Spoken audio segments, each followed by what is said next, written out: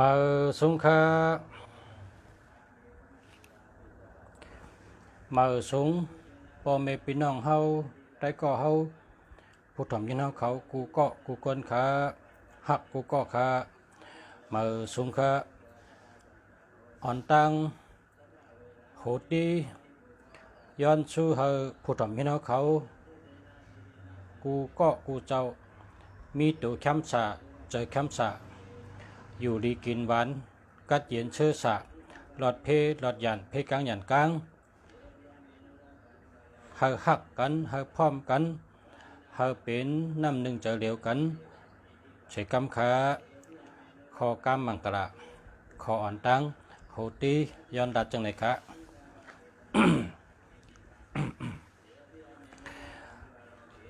มาสงคราเมื่อในเสียเมืองดีอยู่ที่เกียงใหม่แต่เอาตั้งหู้ลองเฮินเยมาอุบมาลัดปันพ่อแม่พี่น้องเขาไหลห่างแหนมามีอยู่10 ข้อเฮินเย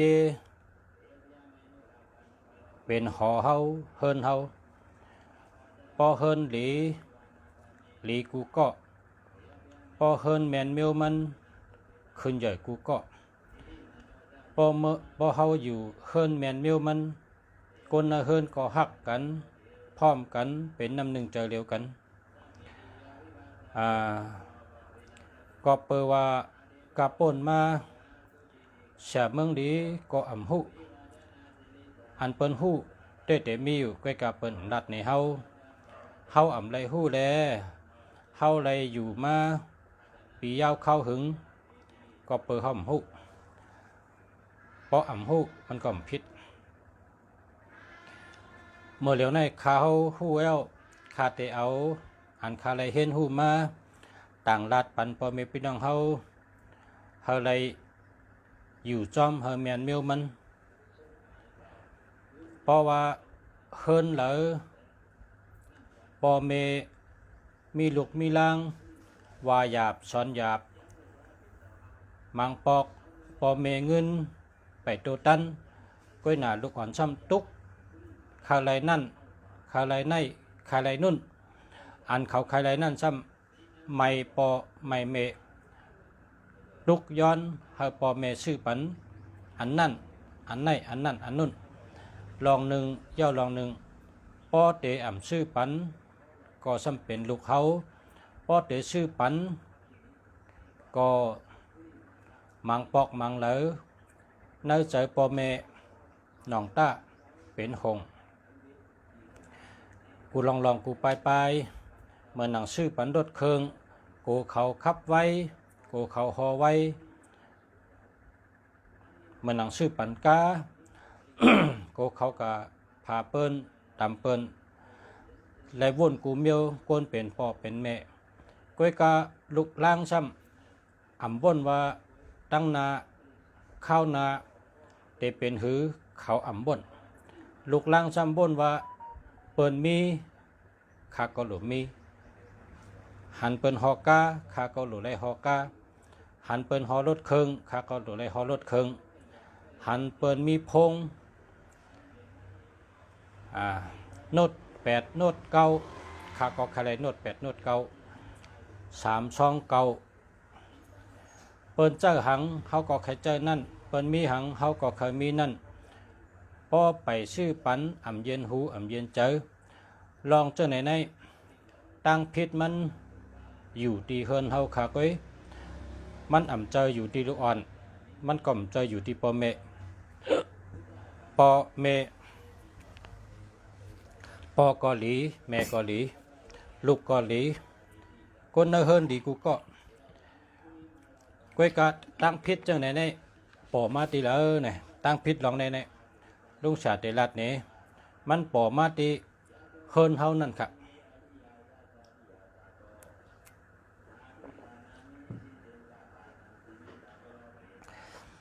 ย้อนว่าเฮาอยู่เฮินหลังนั่นเฮินหมางหลังพักดูผุยออก พักตูอำมิตินอำนั้นก็กว่าตั้งสองไพ่พักตูหลังเฮิรนอำมีปัดแตงก็มีพักตูลงหู้เหลวปลายเลยมีพักตูลงหู้เหลวตินมันซ้ำอำมีหมางเฮิรนก็มีพักตูหลงมีพักตูหลังก้อยกาซ้ำอำมีตินหมางเฮิรนก็ตั้งหลังมีเป็นซิกไว้เป็นซิกในเหมือนหื้อนี่ เหมือนจะไหนอันนี้หันมาเฮิรนนั่นเป็นซิกเนี่ยเขาเอาไม้เปลี่ยนในตอกเป็นซิกเสร็จแล้วเพราะว่าขิงอานอนเพราะขิงเขานอนเขาซ้ำอีซิกหนึ่งได้ซิกหนึ่งเป็นจะไหนไว้เพราะกังเหนือเพราะเมืองแรงเขาซ้ำเฮ็ดไหนเฮียก็กะซ่อนกันไว้สองอันกัดดีเขาซ่อนกันซื้อกันนั่นยาวก่อนเนเกมันนี่อ่ำมีเหอะนะเป็นผาอ่ำมีเหอะผามีเหอะให้ตั้มได้ก็เปิดมันหล่มไว้ครับมันเฮ็ดหล่มไว้มันเฮ็ดหล่มลงตั้งเตอนะเฮียก็ถอมาอันในมันแมนมิวมันก้อยกาพอเฮ็ดเฮียมีเหอะเพราะมันมีเหอะเพราะเหอะมันอมไว้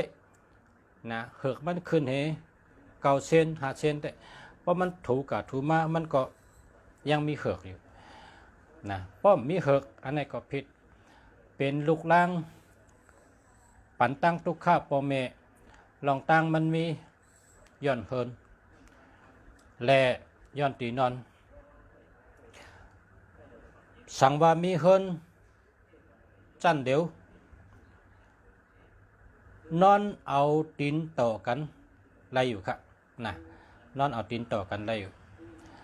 เฮิรนเขาในหลังเยอะนะเป็นจันเดียวเอาตีนต่อกันเพราะว่าลูกที่ตั้งนอกเขาเฮิรน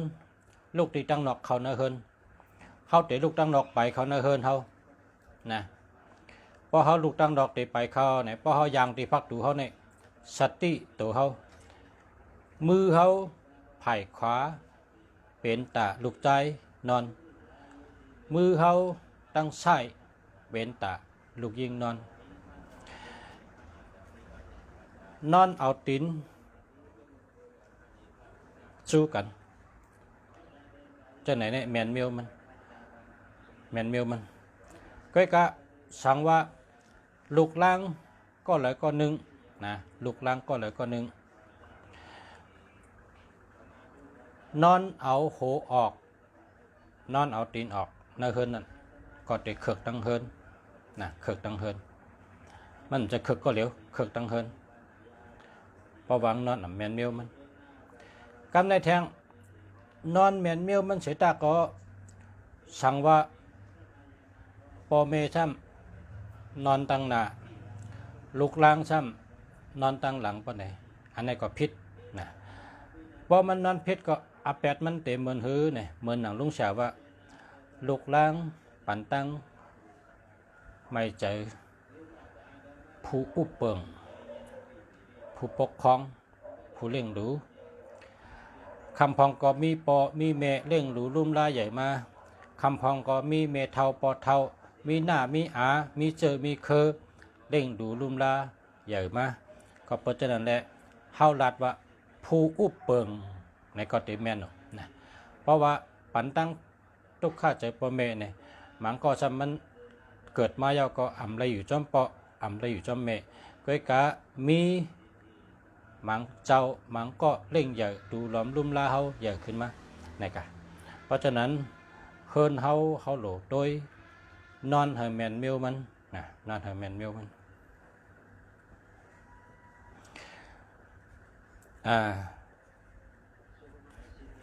อ่านข้อที่หนึ่งก่อน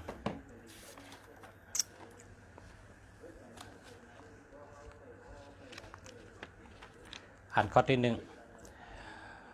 เมื่อในวันที่9 6 เดือน2เฮงเช้าเอ็ดนะเพราะว่ากำนำในเมืองหลวงในกำนำอยู่ในเมืองหลวงในเพราะเขาว่าเฮ็ดเฮินและเฮ็ดล้านกะเนี่ยลายตัวมันเหมือนกันสั่งว่าเป็นเฮินเพราะเขาผุยพักดูคอมเมอร์ในหันเข่งพลาแล้วก็หันผีเปิดเฮินหันเจ้าเปิดเฮินอันนี้เนี่ยแมนเมลมันจะนะเพราะว่ามันซื้อไปก็จะเจ้าเปิดเฮินผีเปิดเฮินในไตเขากำปันนำได้ไปมีกำเกะมีก็เปิดว่าเฮ็ดทางไรมีเนี่ยเฮ็ดทางไรมีเนี่ยก็เปิดยินจมค่ะเฮ็ดทางไรพี่น้องไตเขามีละคำพองมีคำพองมีอันมีนั่นเขาคึดกับเขาเป็นคนคึดกับเขาเป็นคนต้องตื่นตอนตาปลายหมักมีเจ้าเก่าปูนตาปกป้องไปหมักมีเจ้าเก่าเฮาขึ้นใหญ่เฮากล้าขายกล้าแมดขายมันเฮาเฮ็ดการหมักมีขึ้นเขาก็มีลุงฉากก็ยามลัดนี่กูวันว่าพอหันเปิ้นเฮ็ดเย้าเกาหลีเฮาก็โหลเฮ็ดพอหันเปิ้นโกไก่เย้าเกาหลีเฮาก็โหลเฮ็ดกันว่าจังนั้นในกอบพี่น้องใต้หมังเฮิรนมีผีปลาเฮิรนนะผีปลาเฮิรนในจำล้านก็มีจำเฮิรนก็มีอันเปิ้นเฮ็ดหอแคมเหไว้ซื้อพักดูไว้ซื้อพักดูกำเดียวนี่ก็มีพลาก็หลูไว้ซื้อพักดูมีผีปลาเฮิรนก็หลูไว้ซื้อพักดูนะเพราะว่าเผอมีผีปลาเฮิรนในความเขเขาห้องว่าชิงจืออันในมันเป็นผีอันอยู่ไว้ตีนั้นและเปิ้นก็กระชื่อมาเหมาผิดปังปันมาหมอกมาลัดปันเหไว้ปันที่อยู่เขาตีปื้นเฮิรนนะอย่าไปเฮ็ดสูงละอย่าไปเอาอีสังหมอนอย่าไปเฮ็ดห่านขึ้นนะมันพอเฮ็ดห่านขึ้นก็พิษพอเอาอีสังหมอนก็พิษเต็มเลยหมอนเต็มเลยเฮ็ดห่านเดี๋ยวเลยไว้เปียงปื้นเฮิรนนะครับชิงจุผีเปิดขอผีเปิดเฮิรนเลยนะอย่าไปเฮ็ดห่านปันละมันเป็นเมียวอยู่จับลิ้นกองแต่ได้อยู่จับลิ้นนั่นนะแต่เมียวมันนะในก็ซื้อฟักดูนะว่าเผยเฮ็ดก็เฮ็ดซื้อไว้ซื้อฟักดูดีๆพอลูกตียางที่หนึ่งยางพักดูเขายางที่หนึ่งมุงด้วยเขาเฮิรนก็หันกำเดียวนั่นน่ะแมนเมียวมันเข่งพลาก็เหมือนกันเข่งผีอันผีหอผีเฮิรนก็เนี่ยก็เหมือนกัน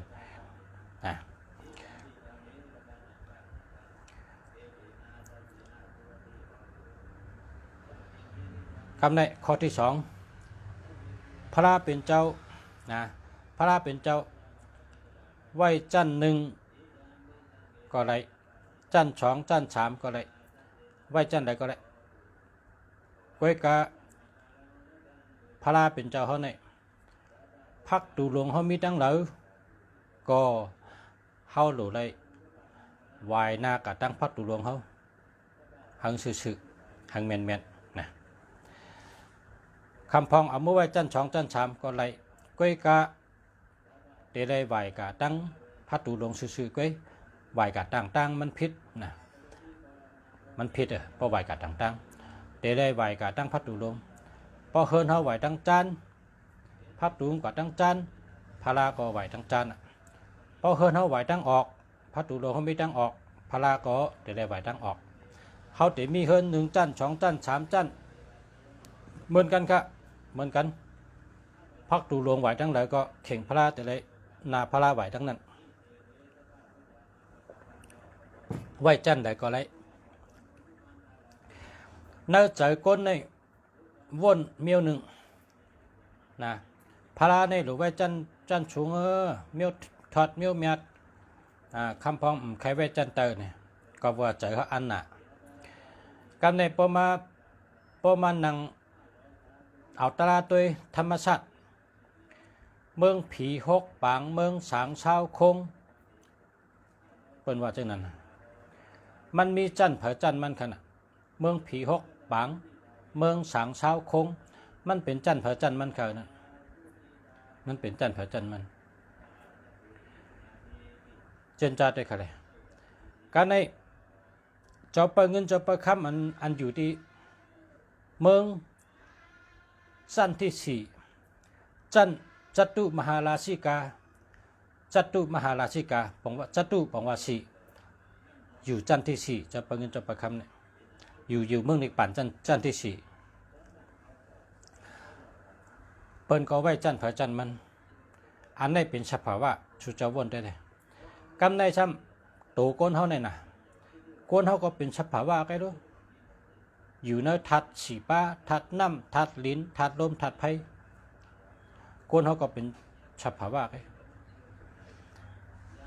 ก้อยกาใจเขาวนว่า พระในเมียดอามิวเมียดเขาโหลขึ้นมาไว้จันสูงว่าจันนั้นน่ะน่าใจเขาน่าใจเขาวนจันนั้นกำนำก้อยกาไหวจันใดก็เหมือนกันค่ะมันเหมือนจังนิกปานนั่นน่ะนิกปานในมีเป็นพุงเป็นจันมันจันเผอจันมันเปิ้นตื่นอยู่จันเผอจันมันคนก็ชุดที่เฮ็ดจันไว้เฮิรนนั่นน่ะเฮิรนจันหนึ่งเฮิรนจันสองเฮิรนจันสามเฮิรนจันสี่เฮ็ดจันไว้มันแบ่งจันไว้ดูเฮิรนกองแบ่งจันไว้เพราะฉะนั้นในการฉลาดอันเท่าค่า เลยเพนมาเลยเห็นหูมาเนี่ย ไว้จันเลยก็เลยกูจันนะก้อยกะจันเลยแหละดีเลยเปิ้นจันหนึ่งดีเลยเปิ้นครับจันหนึ่งดีเลยเปิ้น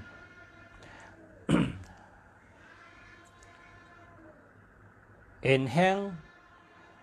ถาดกูเมียวเนี่ยจันหนึ่งเนี่ยดีกูเมียวสมบูรณ์เตรียมทนกูเมียวนะ เอ็นแห้งมันเต็มทนกูเมียวเขาไว้จันหนึ่งจัดจันเข้มพอเขาเป็นก้นซื้อกินข้าวสาร1 เดือน 1 ถุงไม่ใช่พอเขาคาซื้อกินข้าวสารเนี่ย1 ปอก 1 ถุง1 ปอก 1 ปุ้ง1 ปอก 1 ถุงเขาซื้อกินข้าวสารพอเขาเป็นก้นในเมืองหลวงเนี่ยเขาซื้อเป็น1 กำใน1 ถุงกำในตีไว้ข้าวสารเนี่ยไว้กะเหลาในวะตีไว้ข้าวสารเนี่ยป้อนลูกออกตีพักดูเนี่ยไปเข้ามาผายใส่มือห้องตั้งหลังชุดนั่นน่ะตีไว้ข้าวสารนะตีไว้ข้าวสารเท่านี้ซื้อมาให้เต็มถางไว้ตัดเสปองยอมกันนะปองกึดครึ่งเนี่ยเขาสั่งซื้อมาแทงข้าวสารเนี่ยให้มันเต็มไว้ตัดเสนะให้มันเต็มไว้ตัดเสเขามี2 ถังพอถังหนึ่งกินย่อมกึดครึ่งเนี่ยตัดถังเนี่ยให้เต็มปิ๊กพอเขากินเชียงถังนั่นนะกินเชียงถังนั่นเขาทำกินทางถังว่องกึดครึ่งเนี่ยเขาทำซื้อมาแถมถังเขาตัด1 ถังเต็มไว้ตัดเสในเป็นถาดอันเฮ็ดให้หากินง่ายลาบหลีหาเงินง่ายข้าวสารในมันมีกูห้องเผอห้องมันข้าวสารในมันมีกูเฮิรนเผอเฮิรนมัน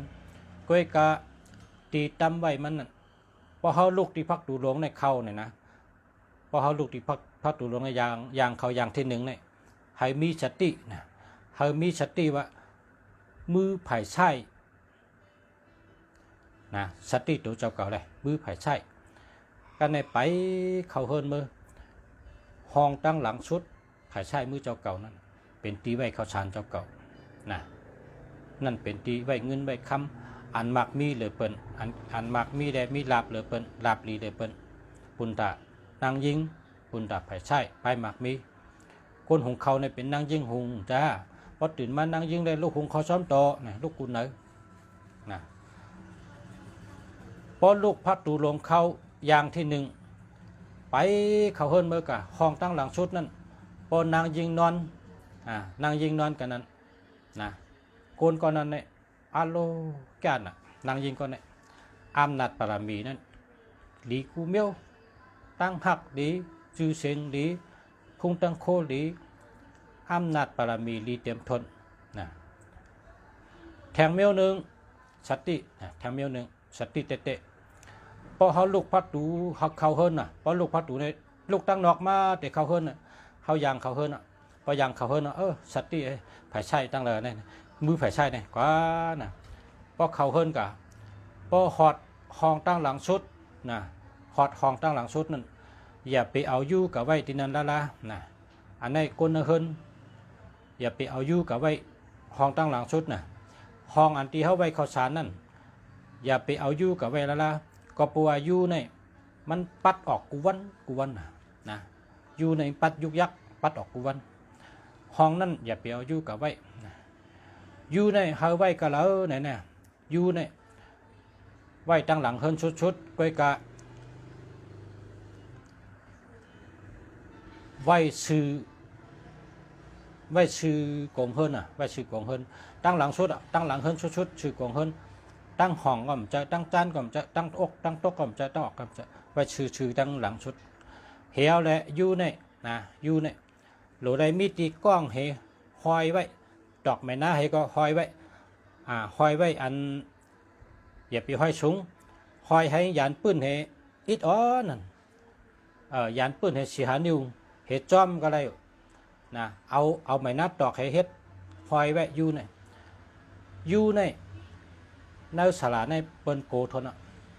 นะอยู่ในเขือกกลป๊อปัดเหี่ยวยาวกับทึมแบบจะไหนก็มลีป๊อปัดเหี่ยวเจือนไว้ให้ไหนก็มลีนะนั่นเฮอในมันเงินออกได้ๆลายไว้อยู่ในโดอ่องอ้อยไว้แกอ่องอ้อยไว้แกป๊อปกไว้ก็มลีป๊อปกไว้ก็คนเฮอเนี่ยพอมีอำนาจเมื่อในผลตกเต็มเจ้าเนาะจ้องเตปัดเข้ามาตรงไหนฮะผลตกผลกำขนาดผลตกเพราะผลสัตว์เข้ามาไหนมันเตะย่ำค่ะข้าเตะเปิดไพ่เตะผุยไพ่ค่ะผลตกแห้งค่ะผลตกผลมาแห้งข้าวนี่เป็นข้าวผลเย็นข้างกัน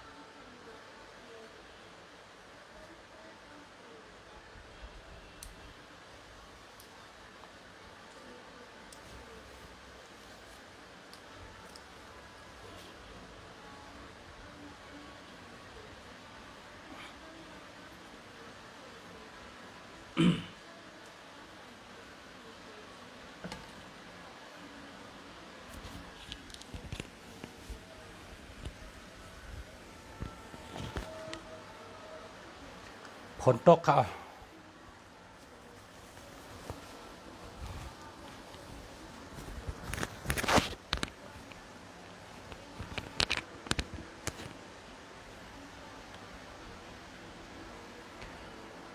กันใน ข้าวลัดถึงตีไว้ยูนะไว้ยูไว้ให้แมนเมลมันอย่าไปไว้หน้าเฮิรนดารานะอย่าไปไว้หน้าเฮิรนแล้วก็ตีอันเมื่อไกลนั่นห้องนั่นเปิ้นห้องว่าห้องสัตเทเนี่ยว่ากามเปิ้นเนี่ยห้องสัตเทห้องอันมักมีหรือเปิ้นนะห้องอันมักมีหรือเปิ้นเป็นห้องนั่นครับพอคนยิงก็เลยนอนกันนั้นไป เป็นคนมีหรือเป็นนักเฮินหลังนั้นมีเงินมีคำมีอำนาจบารมีลาดต่อเผยก็เปิ้นหยุ่มย้ำลาดต่อเผยก็เปิ้นหยุ่มความมันเปิ้นเฮ็ดจอมความลาดมัน เป็นห้องอันมีบารมีเต็มทนครับ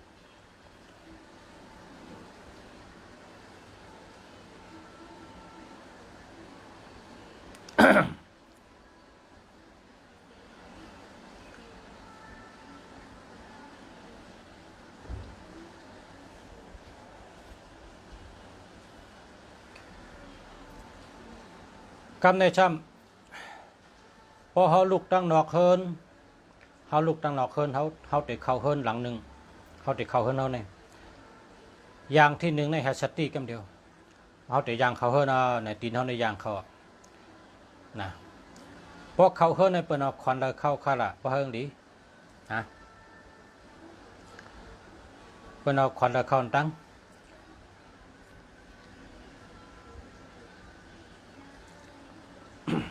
เปิ้นเอาขอนไส้เข้าอันตั้งนะตีนขอนไส้เข้ามาอันตั้งก็เย็บเข้ากันป้าเป็นเฮิรนเขาอยู่ตั้งวันตั้งโจตั้งจัดเอาขอนเลยเข้าก็เลยอันนี้แต่ลาดว่าเมื่อเขากับเข้าเฮิรนเหมือนกันพอเขาลูกตั้งนอกเฮิรนเข้าภายขวามือเป็นตาก้นใจนะภายขวามือเป็นตาก้นใจพอเข้ามาภายขวามือในโหลเลยมีนาลีลูกยาวใหญ่นาลีในเฮิรนตัวเฮิรนหันง่ายหันแจงแรงนาลีในมันกว่าตาเสมันติดจอยก้นใจมีอำนาจมีบารมีภายขวามือในโหลมีหมันจำแคมหมันจำใหญ่ๆกรอบมันเป็นกรอบคำหมันจำเนี่ยเป็นกรอบคำนั้นก็ทัดอันทัดปุ่งปอเจ้าเฮิรนก็เลยนะทัดปุ่งปอเจ้าเฮิรนอันตึกมีอยู่นะตึกมีเจอนะตึกมีกุศชูตึกมีอายุนะใส่กรอบคำไว้ทั้งนั้นมีนาดีมีหมันจำนะ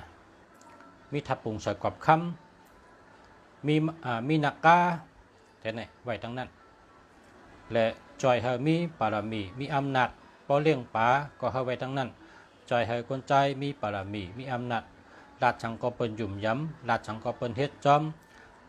บารมีอำนาจเต็มทนการมักมีหลีมีพุงตันโคหลีมีอูมีพุงมีหิกมีห่านหลี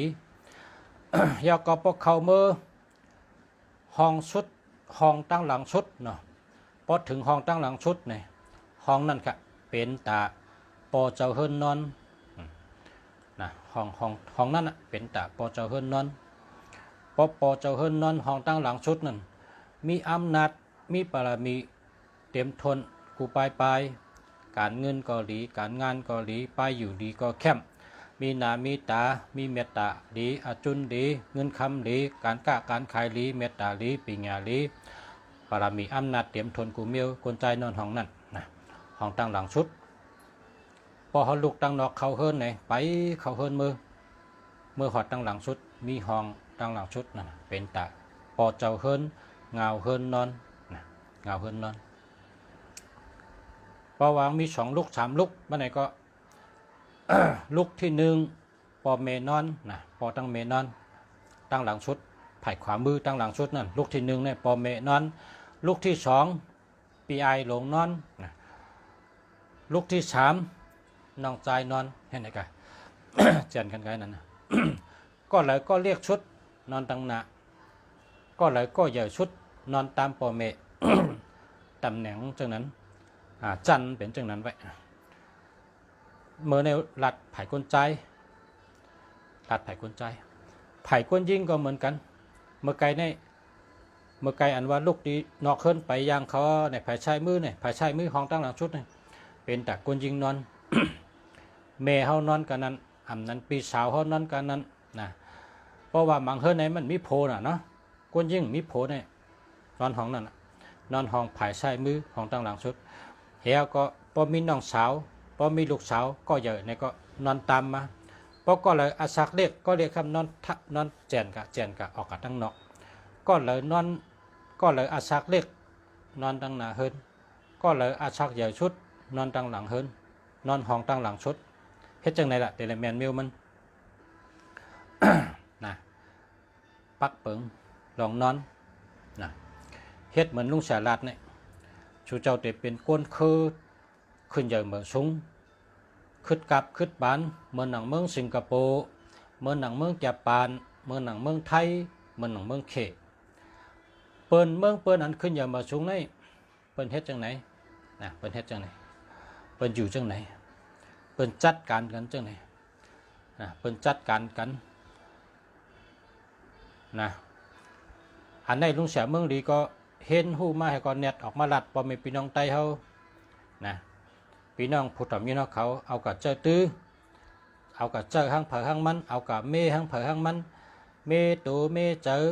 เมอาจ้างตั้งหลัดตั้งจ่าเมตั้งเฮ็ดตั้งสั่งเมเฮินเมเยเมตีอยู่ตีกินตีนั่งตีนอนเมเข้มด้วยภาษาเมืองดีลัดกูวันเฮียก็เมื่อเมกูวันชูก็เตลีขึ้นกูเมียวนะชูเจ้าเตลีขึ้นกูเมียวพอมาถ่อมลุงเสียเมืองดีลาเจ้าก็เฮ็ดจอมนะเตได้ดีเตได้เข้มเตได้ตัวตอนพอชูเจ้าถ่อมเฮียมเฮ็ดจอมปะไหนเด้มันเหมือนจังชูเจ้ากว่าเชคคันกว่าเชคคันเป็นนาวกว่าเชคคันเป็นปัญญามาเป็นจอกพอมาหอเทินชูก็กินยาป้อมกินยาย่อกาก็หายยาก็มีอายุตาชูพอถ่อมลุงเสียเมืองดีลาพอชุมเฮ็ดจอมก็พรดีมันเกิดขึ้นที่ตัวชูไรพอชูเคยพรดีมันเกิดขึ้นที่ตัวชูเพราะไหนจึงเอากับเฮ็ดจอมอันคาลัดเนี่ยเอากับเฮ็ดจอมหนังคาลัดเนี่ยนะชูเจ้าได้เชียงเงินได้เชียงคำนะได้เชียงเงินได้เชียงคำชูเจ้าเราได้มีสติปัญญาญาณปัญญาสติวิริยะปัญญาญาณปัญญาออกปัญญาสมาธิปัญญาสติปัญญาลุงเสียว่าไหนเฮ้ในเมื่อวนได้เฮิรนเจ้าเก่าเมื่อยักได้เฮิรนเจ้าเก่าเมื่อเมเฮิรนเจ้าเก่าเมื่อปกบ้องนาเฮิรนเผอนาเฮิรนมันให้มันแมนเมียวมันให้มันได้อยู่ดีกินหวานให้ฮักกันให้เป็นน้ำหนึ่งเจอเร็วกันให้อยู่ดีกินหวานอายุยืนยาวหลัดแทงคองเพราะพายุมลีเพราะตินอนในให้กลางพักกลางยุ่งให้นอนเพราะกลางพักกลางยุ่งให้นอนเพราะไหนได้อยู่ดีกำเดียวนะเพราะพายุมลีให้กลางพักกลางยุ่งให้นอนก้อยกะเพราะเขาอยู่ดีกินหวานหนูต้องโลกลางห้าลุงเสียเนี่ยโลกลางกลางกูวันนะกลางกูวันนอนในเฮนอนในพักกลางยุ่งเมืองในนะตัวขุนหอกคำยังนอนในพักกลางยุ่งนะขุนหอกคำยังนอนในพักกลางยุ่งเพราะฉุกใครหันว่าขุนหอกคำให้นอนเนี่ยด้วยหนังเขเลยด้วยหนังเขนะด้วยหนังเขเพราะขุนหอกคำนอนเนี่ยขุนหอกคำในหอกคำในกว้างวักกว้างเมมันก่อนน้ำแต่เปมันก่อนน้ำก้นซึกมันก่อนน้ำก้อยกะพอถึงขิงนอนเนี่ยมันเจ้าเข่าเมื่อนอนในผักกลางยุงกูวันค่ะนะมันจะว่านอนเจริญจราในมันนอนนะมันนอนมันเมื่อนอนในผักกลางยุงเปิดเอาผักกลางในกลางลงเป็นทาบเหี้ยวพอมือหัดตีนอนเตะจะมีผักกลางยุงเอาลงแทงนอนในผักกลางยุงตัวแรกคนหอคำเล่าปีคนหอคำกูป้าตัวแรกตัวลองคนหอคำเลยคนหอคำเมืองเขนั่นเพราะเขาติดนอนในภาคกลางจังว่าหนังวิดีโอในเป็นสอนก้นเฮามันมีอติกเปตัวอย่างไรปิญญาแลตัวอย่างไรตั้งหู้แลนะกำในย้อนสืบข้อที่3ครับข้อที่3ในว่าข้าเฮามาปืนเพเฮาก้นกูก็เลยมีภาวะจัดปานหลีคืนนะดังยังอ่านค่ะข้อที่3เนี่ยอ่านข้ามาปืนเพในข้าเฮาก้นกูก็จัดปานภาวะไล่หลีคืนนะนั่นเป็นข้อยังอ่านข้าเฮาออกมาปืนเพ เฮ็ดช่างไรเอามาลัดปันเปิ้นจังไหนล่ะซ้ำกับกินจังกินโหเฮ็ดกินเงินกินต้องเปิ้นล่ะเนี่ยคำพองแต่แค่ว่าจังนั้นใจค่ะเฮ็ดกุสูกะเฮ็ดกุสูในใหญ่เหลือเงินคำนะพอตายก็ปากว่าจัดติมากก็เลยจำเงินคำในเอาความได้หรอนะเอาความได้เมื่อเร็วก็มีน้ำมีกูวันอะไรมากกูวันเงินคำเนี่ยอะไรกูวันมากกูวันเงินก็อะไรดีกูวันคามาปืนเพในนะคาเฮกูก็มีภาวะจัดปานดีขึ้นนะนี่เป็นข้อที่3ครับข้อที่4กลยิงตั้งกลใจนอนเอาตินต่อกันนะนอนเอาตินต่อกันก็เปว่าพอเขาลุกตั้งนอกเขาเฮิรนเนี่ยพอเขาเมื่อนักกงเฮิรนเนี่ยนะภายซ้ายเป็นตากลยิงภายขวาเป็นตากลใจก็เพราะฉะนั้นแหละพอเฮิรนเด้อมีสาวไม่ห่างนางไม้อยู่จำกันก็เป็นกลยิงนอนตังหนึ่งก็เป็นกลใจไปมีเมก็นอนตังหนึ่งเปิดนอนเอาตินต่อกันนะนอนเอาตินต่อกัน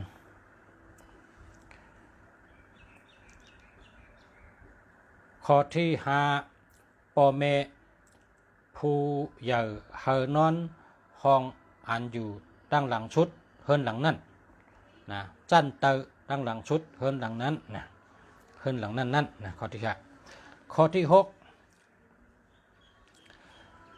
เฮิรนเดอกนก็เหลอเตเป็นกนมีเตช้ำสาไหนเนื้อจำปืนโลกะเต็มว่ากนก็เหลอแลลูหลอมลุ่มลาคู่กุ่งเกจูป้อไหนจึงกนก็นั่นเป็นกนช้ำสาจัดในกำเดียวเยาลาดแตกเนวะกนก็เหลอก็เย้าที่หนึ่งแต่ได้หมอลูหลอมลุ่มลาปอเมเจ้าเกจูอันเขาเลี้ยงใหญ่ลุ่มลาเฮามานั้นเฮาแต่ได้หมอลูหลอมลุ่มลาเลี้ยงดูปอเมเจ้าเกจูลีงามอันมีเกจูตีเฮาก็เลยเลี้ยงดูลุ่มลาเฮาใหญ่มานั้นเป็นปอเป็นเมเฮาเป็นผู้อันมีเกจูตีเฮาแลเฮาหลูฮู้กุ่งเกจู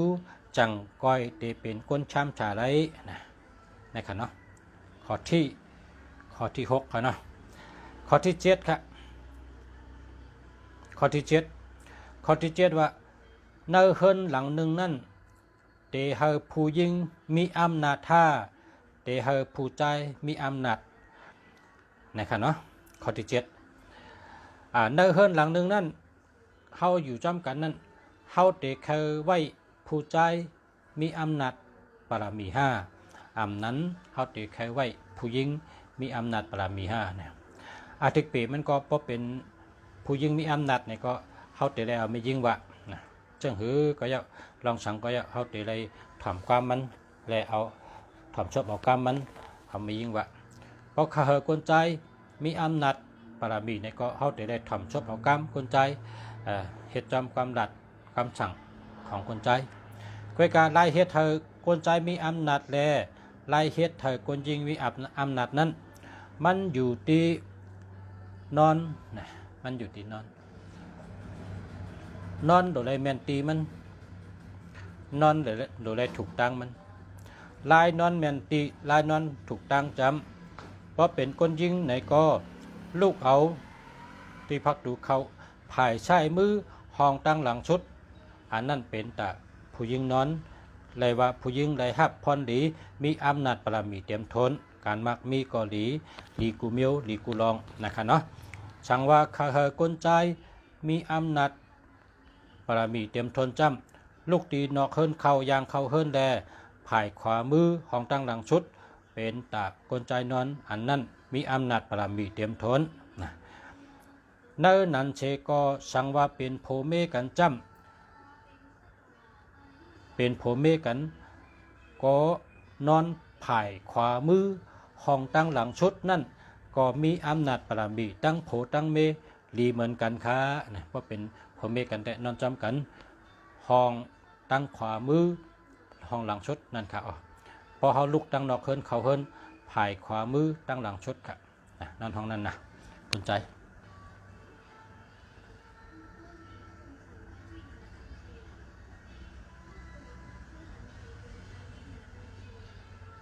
ข้อที่8ครับ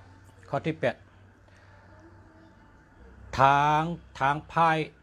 ทางขี้ชุงเหลือปื้นเฮิรนจึงว่าพอเฮ็ดจังนั้นได้อยู่หึงก็ผ่านติดก็ยาวเนี่ยว่าพอเฮิรนเหลือทางขี้สูงตีขี้นั่นชุงเหลือปื้นเฮิรนป้อไหนจึงอยู่หึงกะหือก็1 ผ่านก็ยาวนะต้องว่าเนาะเฮิรนหลังเลยก็ยาวพอเฮาว่ากะหันแม่นทางขี้ชุงเหลือปื้นเฮิรนป้อไหนจึงยึงอยู่หึงก็ยึงผ่านก็ค่ะนะต้องค่ะเนาะป้องเจอค่ะเนาะแล้วก็เลอเสทางขี้ปื้นทางขี้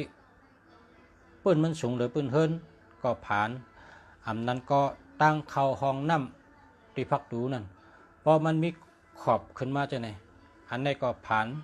ยึงหึงยึงผ่านกะนะมังก็เนี่ยเขาว่าโกน้ำกระเด็นออกโกน้ำพ่งออกโกน้ำไหลออกนะเฮิรนเนี่ยว่าเฮ็ดแตนขึ้นมาอันนั้น1 ผ่านครับนะก็แปลว่าสังว่าทางขี้เฮาเปียงปืนเฮิรนปานในเฮาโหลขุดแบดปลาลินปลาสังเหขึ้นมาเฮ็ดมาเฮามันแต้มโลเฮามันแต้มลงเหนะเฮามันแต้มลงเห5 เซนนึง5 เซนแต้มก็คือก็แล้วนะป้องแต้มลงได้1 แต้ม1 ดีนั่นกะนะใกล้กับบ่แต้มแห้งน่ะก็พอลองเข้าออกมันเต็มง่ายก็แปลว่าฉะนั้นแหละให้ปอลีนะแต้มให้5 เซนก็แล้วแต่ก็1 แต้ม1 ดีก็อันว่าใกล้กับเพราะว่าแต้มแห้งน่ะก็กูมันขึ้นหยับลงหยับเพิ่นไหนกันเนาะเจนจ้าให้เฮ็ดเอาวนให้เฮ็ดเอาว่าทางขี้โลไล่แต้มหรือปื้นเฮิรนนะเพราะมันแต้มหรือปื้นเฮิรนจังค่อยเป็นคนมีนะว่าเฮิรนหลังนึงนั่นนะตัดได้เป็นชัดเทมเป็นชัดเทโหใจมันเป็นทางพายลงนั่นค่ะโหใจมันเป็นห้องน้ำทางขี้นั่นค่ะเพราะว่าทางขี้แมนมิลมันนะทางขี้มันแมนมิลมันก็เฮิรนหลังนั้นเป็นชัดเทง่ายเลยเปิ้นค่ะนะ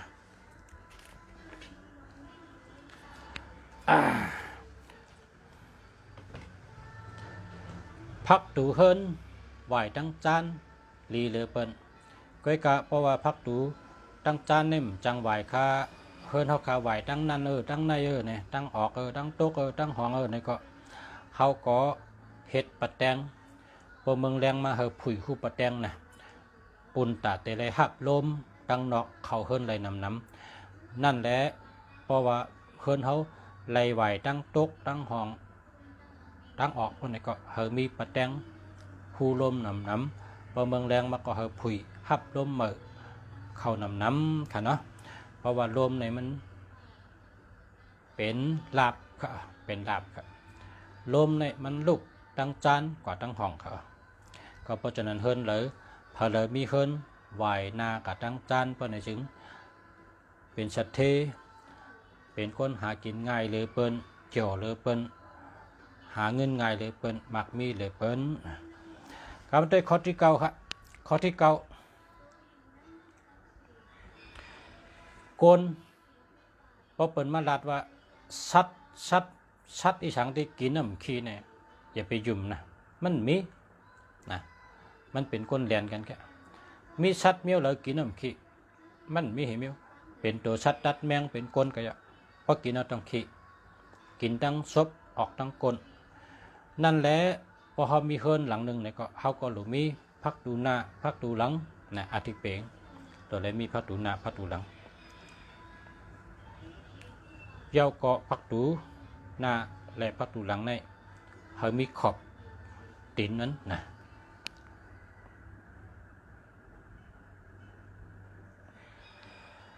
ข้อที่10เฮิรนอัน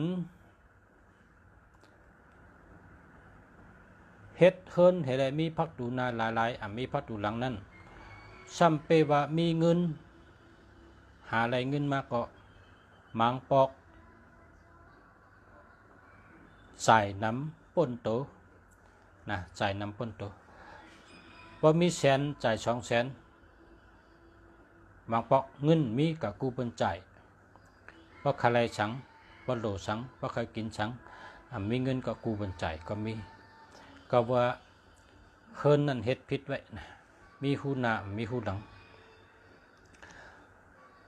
อันเฮิรนอันที่เฮ็ดหูหน้าเฮ็ดหูหลังก็จ่ายเงินมีปักเปิง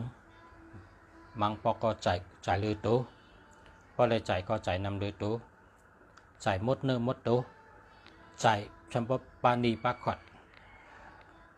อันเฮิรนอันเป็นจังไหนในลักษณะมันแต่มีเฮิรนมีพักตูนามีพักตูหลังเฮิรนมีพักตูนามีหูปะแตงตั้งหลังเฮิรนมีพักตูอยู่ก้อยกามีตีนจังไหนเนี่ยคนเฮิรนแต่มีอาจ้างจ่ายเงินนำเลยโตมีแสนจ่าย200,000มี200,000จ่าย250,000นี่เนี่ยแต่ลือขึ้นนะก็เพราะฉะนั้นแหละเฮิรนสังว่าเฮ็ดไหนก็เฮ็ดเธอแมนป้อมไปแมนไหนก็คัดใจเอาห้างเผอห้างมันเมเอาห้างเผอห้างมันนะตัวเก่าเป็นตีปึงตัวเก่าอันดีเลยเปิ้นอัตตาหิอัตตาโนนาทอพระเป็นจอข้อไว้ฉะนั้นตัวเก่าเป็นตีปึงตัวเก่าอันดีเลยเปิ้นเมื่อไหร่ก็ได้ครับย้อนช่วยพูดออกมีเนาะเขากูก็กูก้นเฮาอยู่ดีกินหวานรัดเพศรัดหยันเพศกลางหยันกลางกูก็กูก้นและย้อนให้กูก็อยู่ดีมีเงินห่างดีคือปืนกูก็กูก้นค่ะมาส่งค่ะ